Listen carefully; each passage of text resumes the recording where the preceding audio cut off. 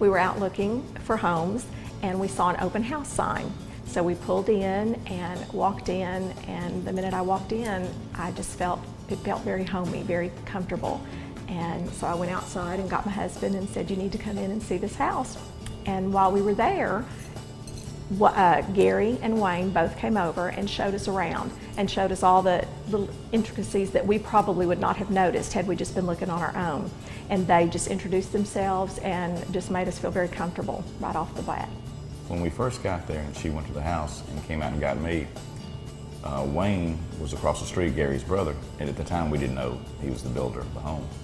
And he took the time to come across the street, and when he did, that just impressed me because he walked us through the house, pointed out details that a lot of times, a realtor wouldn't point out, and not that I was a realtor would know, but it just impressed us so much, and we had no clue because he was dressed in, work clothes. He had been out all day in the heat. It was just, it was pretty impressive. I really admired the time that he took just to stop, walk us through, show us the home, and ask us if there's anything else we'd like to know. Just kind of won us over right then, and we didn't even know who he was. We just thought he was one of the workers. The work they did for us.